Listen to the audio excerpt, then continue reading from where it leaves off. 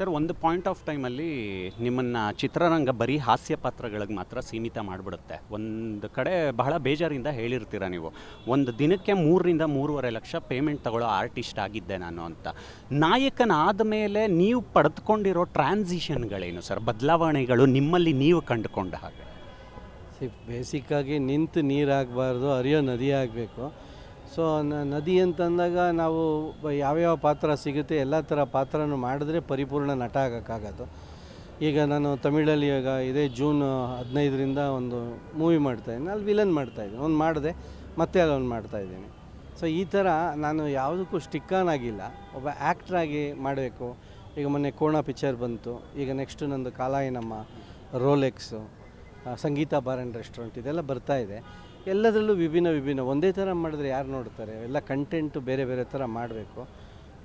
ಈ ಪಿಕ್ಚರಲ್ಲಿ ಕಾಮಿಡಿಗೆ ಜಾಸ್ತಿ ಒತ್ತು ಕೊಟ್ಟಿದ್ದೀವಿ. ಅದು ಬಹುಶಃ ಒಂಥರ ಕ್ಲಾಸ್ ಕಾಮಿಡಿ ಆಗ್ಬೋದು ಅಂತ ಅಂದ್ಕೊಂಡಿದ್ದೀನಿ.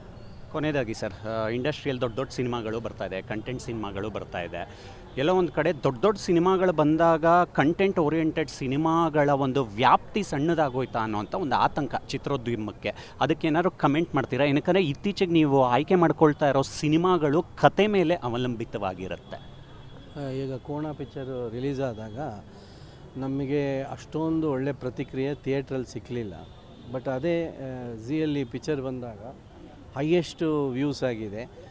ಆ ವ್ಯೂಸು ನಮ್ಮ ನಿರ್ಮಾಪಕರಿಗೆ ಏನೋ ಒಂದು ಪೇಪರ್ ವ್ಯೂ ಸಿಸ್ಟಮಲ್ಲಿ ಹೆಲ್ಪ್ ಆಗ್ಬೋದು. ಅದೆಲ್ಲದಕ್ಕಿಂತ ಮೇಲೆ 73,000 ಡೌನ್ಲೋಡ್ ಆಗಿತ್ತು ಟೆಲಿಗ್ರಾಮಲ್ಲಿ. 73,000 ಅಂತಂದಾಗ ಅದನ್ನು ಎಷ್ಟು ಜನಕ್ಕೆ ಅವ್ರು ಫಾರ್ವರ್ಡ್ ಮಾಡಿರ್ತಾರೆ ಗೊತ್ತಿಲ್ಲ, ಅವನ್ನ ಹಿಡಿದು ಜೈಲಿಗೂ ಹಾಕಿದ್ರು. ಬಟ್ ಅದು ನಾವು ಅದ್ರ ಬಗ್ಗೆ ತುಂಬ ಎಚ್ಚರ ವಹಿಸ್ಕೊಂಡಿದ್ವಿ. ಈ ಥರ ಫ್ರೀ ಡೌನ್ಲೋಡ್ ಆದಾಗ ಥಿಯೇಟ್ರಲ್ಲಿ ಏನಕ್ಕೆ, ಇಲ್ಲೇ ಮನೆಯಲ್ಲೇ ಬರುತ್ತೆ, ಇಲ್ಲೇ ಫೋನಲ್ಲೇ ಸಿಗುತ್ತೆ, ನೋಡಿ ಇದು ನೋಡಬೇಕಂದ್ರೆ ಇಲ್ಲೇ ನೋಡಿ. ಈಗ ನಾವು ಎಷ್ಟೊಂದು ಕಡೆ ನೋಡಿರ್ತೀವಿ ಆ ಥರ. ಬಟ್ ನಾನು ಅದನ್ನು ಹಂಗೆ ಅಂದ್ಬಿಟ್ಟು ನಿಮ್ಮ ದುಡ್ಡನ್ನೆಲ್ಲ ಖರ್ಚು ಮಾಡಿಕೊಂಡು ನನ್ನ ಪಿಕ್ಚರ್ ನೋಡಿ ಅಂತ ಹೇಳಲ್ಲ. ಅವ್ರಿಗೆ ಇಷ್ಟ ಆದಾಗ ಅವ್ರು ಖಂಡಿತವಾಗ್ಲೂ ಅದನ್ನು ಸಪೋರ್ಟ್ ಮಾಡ್ತಾರೆ. We can't force anybody. ನಾವು ಯಾರನ್ನೂ ಬಲವಂತ ಮಾಡಿ ನಮ್ಮ ಪಿಕ್ಚರ್ ನೋಡಿ ಥಿಯೇಟ್ರಲ್ಲೇ ನೋಡಿ ಅಂತ ಹೇಳೋಕ್ಕಾಗಲ್ಲ. ಅವರೊಂದು ಸಪೋರ್ಟ್ ಇರುತ್ತೆ ಅಂತ ಅಂದ್ಕೊಂಡಿರ್ತೀನಿ ಅಷ್ಟೇ. Okay sir.